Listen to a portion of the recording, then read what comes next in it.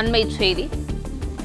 விஜய் பிரச்சாரத்துக்கு பாரபட்சமின்றி அனுமதி வழங்க கோரி தவிக தொடுத்திருந்த வழக்கில் அனைத்து கட்சிகளுக்கும் பொருந்தும் வகையில் விதிமுறைகளை வகுக்க காவல்துறைக்கு சென்னை உயர்நீதிமன்றம் உத்தரவு பிறப்பித்திருக்கிறது.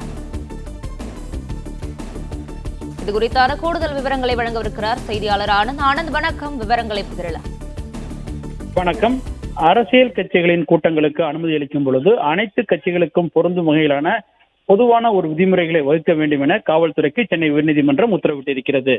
நடிகர் விஜயின் தமிழக வெற்றிக் கழகத்தின் சார்பில் தமிழகம் முழுவதும் பிரச்சாரம் செய்ய உள்ளார். இந்த நிலையில் கடந்த 13ஆம் தேதி திருச்சியில் பிரச்சாரத்தை துவங்கிய அவர் செப்டம்பர் 20ஆம் தேதி முதல் டிசம்பர் 20ஆம் தேதி வரை ஒவ்வொரு சனி மற்றும் ஞாயிற்றுக்கிழமைகளும் தமிழகத்தின் அனைத்து மாவட்டங்களிலும் பிரச்சாரம் செய்ய உள்ளதாக கட்சியின் சார்பில் அறிவிக்கப்பட்டிருக்கிறது. இந்த நிலையில் இந்த பிரச்சாரங்களுக்காக பாரபட்சமற்ற முறையில் உரிய முறையில் விண்ணப்பங்களை பரிசீலிக்க மாநிலம் முழுவதும் உள்ள மாவட்ட காவல் அதிகாரிகளுக்கு உத்தரவிட டிஜிபிக்கு உரிய அறிவுரைகளை வழங்க வேண்டும் என கோரி தவிக சார்பில் அதனுடைய துணை பொதுச் செயலாளர் நிர்மல்குமார் சென்னை உயர்நீதிமன்றத்தில் வழக்கு தொடர்ந்தார்.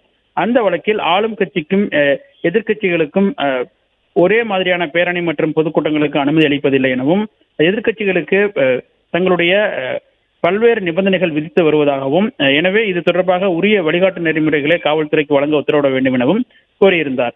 இந்த வழக்கு நீதிபதி சதீஷ்குமார் முன்பாக இன்று விசாரணைக்கு வந்தது. அப்பொழுது தமிழக வெற்றிக் கழக தரப்பில் ஆஜராகியிருந்த மூத்த வழக்கினர் நிறைவேற்ற முடியாத நிபந்தனைகள் மற்றும் கட்சியின் மீது விதிக்கப்படுவதாகவும் இது மற்ற அரசியல் கட்சிகளுக்கு இது போன்ற எந்த விதமான நிபந்தனைகளும் விதிக்கப்படுவதில்லை எனவும் தெரிவித்தார். எந்த வழியாக சென்னை திரும்ப வேண்டும் என்றெல்லாம் நிபந்தனைகள் விதிக்கப்படுவதாகவும் எத்தனை வாகனங்கள் வர வேண்டும் என்பது போன்ற நிபந்தனைகள் விதிப்பதாகவும் கர்ப்பிணிகள் மாற்றுத்திறனாளிகள் வரக்கூடாது என நிபந்தனைகள் விதிப்பதாகவும் அவர்களை வர வேண்டாம் என நாங்கள் எப்படி சொல்ல முடியும் எனவும் நீதிபதி அப்பொழுது கேள்வி எழுப்பினார். இது போன்ற நிபந்தனைகள் அனைத்து கட்சிகளுக்கும் விதிக்கப்படுவதில்லை எனவும் தங்களுக்கு மட்டுமே விதிக்கப்படுவதாகவும் அவர் தெரிவித்தார்.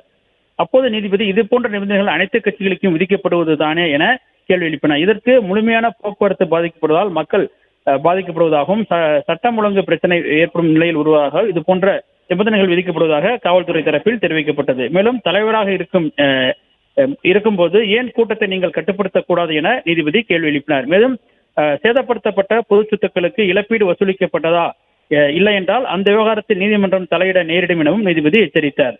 மேலும் கர்ப்பிணிகள் மாற்றுத்திறனாளிகள் ஆகியோர் பேரணிகள் மற்றும் அந்த பிரச்சார கூட்டங்களுக்கு வர வேண்டாம் என்ற கோரிக்கையை விடுத்து மற்றவர்களுக்கு நீங்கள் முன் மாதிரியாக திகழ வேண்டும் என விஜய் தரப்பிற்கு நீதிபதி ஒரு அறிவுறுத்தலை வழங்கினார். மேலும் இதே போன்று மற்ற கட்சிகள் அனைத்து கட்சிகளுக்கும் பொருந்தக்கூடிய வகையில் பொதுவான ஒரு விதிமுறைகளை வகுக்க அரசுக்கு உத்தரவிட்ட நீதிபதி அந்த விதிமுறைகளின் படி பொது சொத்துக்கள் சேதமடைந்தால் அதற்கான இழப்பீட்டை வசூலிக்கும் விதமாக ஒரு குறிப்பிட்ட தொகையை டெபாசிட் செய்யவும் அந்த வகையில் விதிமுறைகள் வகுக்க வேண்டும் எனவும் நீதிபதி உத்தரவிட்டு மனு குறித்து காவல்துறை பதிலளிக்க உத்தரவிட்டு வழக்கினுடைய விசாரணையை செப்டம்பர் 24ஆம் தேதிக்கு தள்ளி வைத்துள்ளார். பிளே ஸ்டோர் மற்றும் ஆப் ஸ்டோரில் இருந்து பாலிமர் செயலியை QR கோடு மூலம் பதிவிறக்கம் செய்யுங்கள். செய்திகளை உடனுக்குடன் பெறுங்கள்.